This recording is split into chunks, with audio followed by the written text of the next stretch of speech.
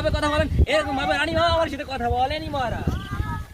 খামোশ! জল্লাদকে খবর দাও, জল্লাদকে খবর দাও, রাজার মুখে মুখে কথা বলে এত বড় সাহস তোমার কেমনে হলো? রাজা মশাই খামোশ, আমি যে আপনার সাথে কথা বলতেছি, আমি আমার মাথা উঁচু নিচু করে কথা বলতেছি, আপনাকে আমি যথেষ্ট পরিমাণ সম্মান করতেছি মহারাজ। তোমাকে আমি বেতন দিয়ে এই কামে রাখিনি, তুমি মহারাজের সাথে উঁচু গলায় কথা বলবে, এটা কেন মহাজন মানবে না? কারণ আমি কিন্তু একটি রাজ্যের ভারপ্রাপ্ত মহারাজ, তুমি আমাকে মানো না করো না, তুমি আমার রানীর সাথে কি কাম কাজ করো? না না না মহারাজ, আপনি এমন ভাবে কথা বলতে পারেন না মহারাজ। আপনি যখন 9 মাসের ছুটিতে যখন গিয়েছিলেন শিকারে, তখন আমি রানীমাকে কন্ট্রোল না করতে পেরে রানীমা আমাকে আমার ক্ষমতাসী ডেকে নিয়ে গেছে মহারাজ। না, এই কথা শোনার আগে আমার মরণ হলো না কেন?